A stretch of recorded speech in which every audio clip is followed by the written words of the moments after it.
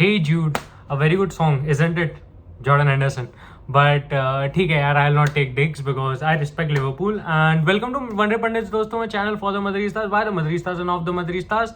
A very good afternoon. सब कैसे हैं? अगर आप ठीक कर रहे हो तो बताओ, नहीं कर रहे हो तो भी बताओ.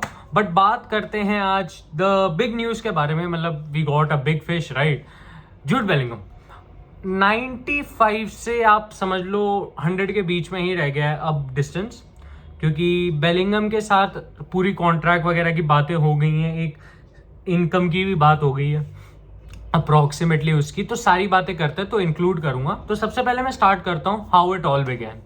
देखो मैं वेरी ऑनेस्ट रहूंगा. आज मैं एक फैन की तरह बोलूंगा, नॉट ए कंटेंट क्रिएटर. जब न्यूज़ आई ना, इनिशियली मैंने बोला वो है क्या बोलते हैं, सीजनल न्यूज़ है, वो आनी है. बताऊं क्यों? क्योंकि हम पिछला मैच हारे थे. जब हमारी पिटाई होती है तो उसके बाद हम जनरली हमारे पास ये न्यूज़ आती है कि रियल मैड्रिड या तो इसको ले आएगी या उसको ले आएगी, या फिर इनसे नेगोशिएशन इंक्रीज हो रही है. Old tactics, right? Everyone knows about it.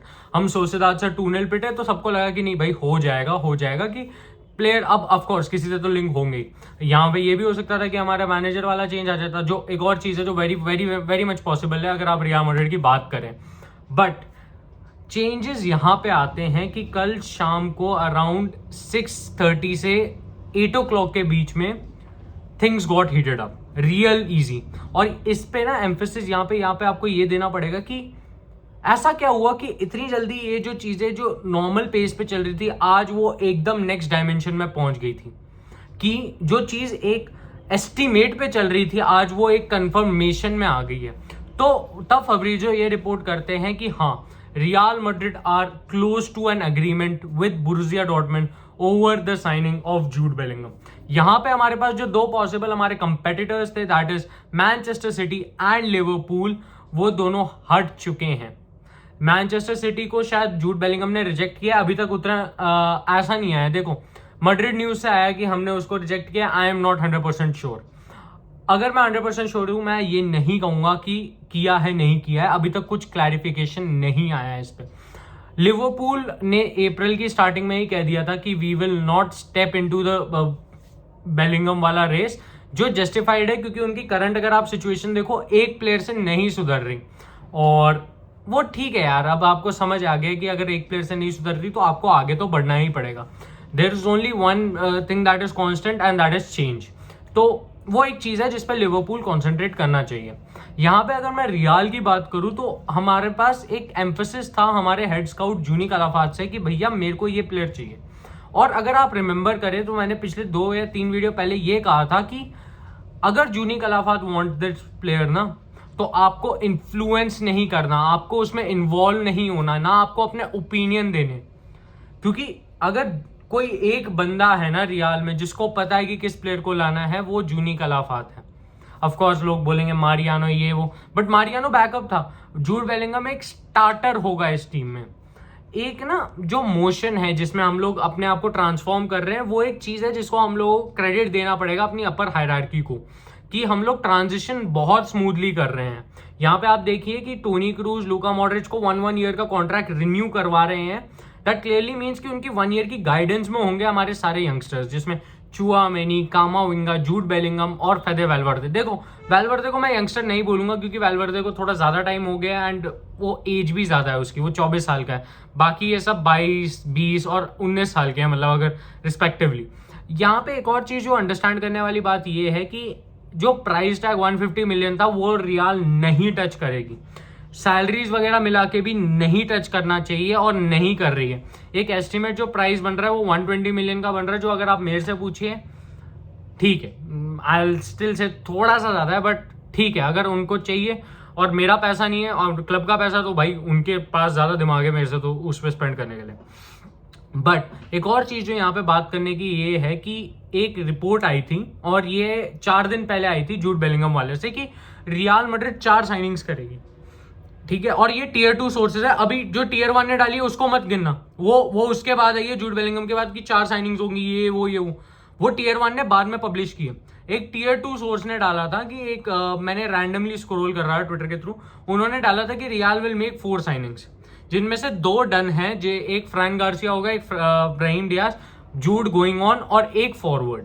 अब देखो फॉरवर्ड के बारे में कुछ आया नहीं है, बट नाम हम जरूर लिंक हुए हैं, दैट इज मूसा डियाबी से। और मूसा डियाबी से देखो, अगर मेरे को एक्सप्लेन करना हो, is a right winger with थोड़ा सा क्वेश्चनेबल फिनिशिंग, बट ठीक है यार, he is with raw pace one of the fastest players, if not the fastest player on planet Earth. But I do think कि अगर raw pace में उसको और एम्बापे को भगाया जाए, मूसा डियाबी शायद हरा देगा। यहाँ पे एक और चीज जो समझने वाली वो ये है कि अभी वो लेवरकूजन के एक प्रोजेक्ट में घुसा हुआ है, जहाँ पे हमारे पास जाबी अलोंसो भी हैं जो उस कोर्स को आगे बढ़ाना चाह रहे हैं। तो I don't see him moving that easily, but of course in footballing world you don't know what is going to happen at any point of time. Change is the only constant here, right, जैसा मैंने पहले भी बोला। यहाँ पे एक और चीज जिस पे एम्फेसिस देने वाली बात ये है कि क्या चुआमेनी कामाविंगा का रोल कम होगा? नहीं। कल सैंटी जे एफएम करके हमारे एक और टीयर 1 जर्नलिस्ट है जिन्होंने खुद कंफर्म किया है कि चुआमेनी अनटचेबल है। जो स्पेकुलेशंस बन रहे थे कि नहीं भैया अब जूड बेलिंगम आ गया तो चुआमेनी को भेज देंगे, वैसा कभी कोई प्लान था ही नहीं। ये एक हायरार्की का प्लान था कि हम लोग एक स्लो रिबिल्ड करेंगे, बट ऐसा भी नहीं होगा कि वो डायरेक्ट ट्रांजिशन होगा, वो एक स्लो बिल्डिंग ट्रांजिशन होगा जहां पे हम लोग अपने ओल्ड प्लेयर्स को जाने देंगे एंड यंग प्लेयर्स को इंटीग्रेट करते रहेंगे। तो आप बेसिकली ये समझ सकते हो कि एक पोजीशन पे हमने प्लेयर्स रखे हैं जिनको हम कॉन्स्टेंटली मूव कर रहे हैं, जहां पे हमारे यंगस्टर्स आ रहे हैं।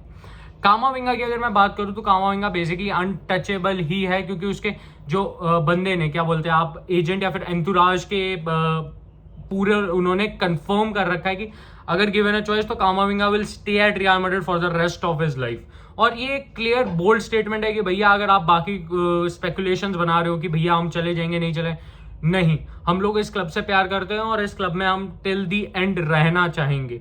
तो एक सॉलिडिफाइड न्यूज वहां पे आती है। क्या मैं ये समझूं कि अब बेलिंगम इतना क्लोज है तो हमारे पास और साइनिंग्स नहीं आएंगी?